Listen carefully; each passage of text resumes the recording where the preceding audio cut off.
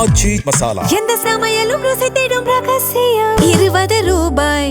ஜனநாயகன் படம் ரிலீஸ் ஆனதுக்கப்புறம் படத்தை பார்த்துட்டு அமைச்சர்கள்லாம் ஒரு பக்கம் அழுக, இன்னொரு சைடு நம்ம தளபதி இதுக்கப்புறம் வந்து சினிமாவில் பார்க்க முடியாதே, அவரோட கடைசி படம் அப்படின்னு சொல்லிட்டு ரசிகர்கள் இன்னொரு சைடு வந்து அழுதுட்டு இருந்தாங்க.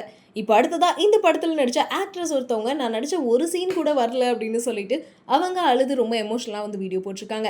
ஸோ அந்த வீடியோ தான் சோஷியல் மீடியாவில் ரொம்ப வைரலாகவும் போயிட்டுருக்கு. கண்டிப்பாக நம்ம ஜோடி நம்பர் 1 டைட்டில் வினர் ஆனந்தியை நிறைய பேருக்கு தெரிஞ்சிருக்கும். இவங்களும் டிவி ஷோஸ் நிறைய பண்ணியிருக்காங்க. ஸோ இப்போ படங்கள்லையும் வந்து நடிச்சிட்டு வராங்க. ரீசெண்டாக கூட கட்டா குஸ்தி 2 படத்தில் ஒரு முக்கியமான கேரக்டர் நடிச்சிருந்தாங்க. அதே மாதிரி லவ் படத்துலையும் வந்து ஹீரோயினுக்கு அம்மா கேரக்டர்லையும் வந்து நடிச்சிருந்தாங்க. ஸோ இதை தொடர்ந்து ஆனந்தி அவர்கள் ரீசெண்டாக வெளியிட்ட ஒரு வீடியோ சோஷியல் மீடியாவில் ரொம்ப வைரலாக போயிட்டுருக்கு. ஏன்னா ஜனநாயகன் படம் பல போராட்டத்துக்கு அப்புறம் தான் வந்து ரிலீஸ் பண்ணியிருந்தாங்க. முக்கியமாக இப்போவே இருந்ததோ டியூரேஷன் 3 மணி நேரம் 3 நிமிஷத்துக்கிட்ட இருக்குது. ஸோ இதுவே படம் ரொம்ப பெருசாக இருக்குது அப்படின்னு சொல்லிட்டு நிறைய பேர் கருத்து தெரிவிச்சிட்டு இருந்த நேரத்தில் ஆனந்தி அவர்கள் நடித்த சில போர்ஷன்ஸை வந்து ஃபுல்லாக எடிட் பண்ணிட்டாங்க. ஸோ அவங்களோட போர்ஷன்ஸ் ஒன்று கூட இல்லை அப்படின்னு சொல்லிட்டு ரொம்ப ஃபீல் பண்ணி ஆனந்தி வீடியோ வெளியிட்டிருக்காங்க. அதில் அவங்க என்ன சொல்லியிருந்தாங்க அப்படின்னா, நான் வந்து நிறைய படங்கள் வந்து நடிச்சிருக்கேன், ஆனால் நிறைய எடிட்டில் வந்து போயிருக்கு. அதுக்காக நான் இது வரைக்கும் வருத்தப்பட்டதில்லை.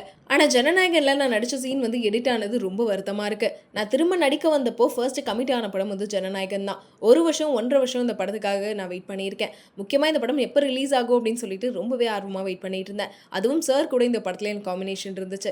நான் படத்தில் நடிக்க வந்ததுக்கான காரணமே விஜய் சார் கூட நடிக்கணும் அப்படின்றதுனால தான். அது எனக்கு ஒரு பெரிய ட்ரீமாக இருந்துச்சு. எல்லாருமே கண்டிப்பாக படம் வந்து பாருங்கள், ரொம்ப சூப்பராக இருக்குது. ஏன்னா விமன் எம்பவர்மெண்ட் பற்றியும் வந்து படத்தில் பேசியிருக்காங்க. அடுத்து அவர் படம் நடித்தா கூட நம்ம ட்ரை பண்ணி நடிக்கலாம். ஆனால் இது அவரோட கடைசி படம். ஸோ ரொம்ப ஹாப்பியாக தேட்டருக்கு போனால் என்னோட சீன் வரும், முக்கியமாக தளபதி சாரோட காம்பினேஷனில் இருக்கும் அப்படின்னு சொல்லிட்டு. ஆனால் இதெல்லாம் எடிட் ஆகும் அப்படின்னு சொல்லி கொஞ்சம் கூட எதிர்பார்க்கல. Feel so unlucky, it's okay அப்படின்னு சொல்லிட்டு ரொம்ப ஃபீல் பண்ணி வந்து வீடியோவில் பேசியிருக்காங்க.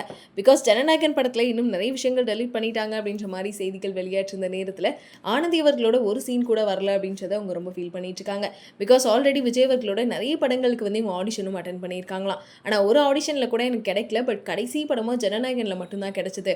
அதுவும் சார் கூடயே கிடைச்சது அப்படின்றப்போ என்னோட ட்ரீம் வந்து ஃபுல்ஃபில் ஆயிடுச்சு அப்படின்ற மாதிரி யோசிச்சுட்டு இருந்தேன். ஆனால் கடைசி நேரத்தில் இந்த மாதிரி ஒன்று நடந்துருச்சு, ரொம்ப கஷ்டமாக இருக்குது அப்படின்னு சொல்லிட்டு ரொம்பவே ஃபீல் பண்ணி அழுதுருந்தாங்க.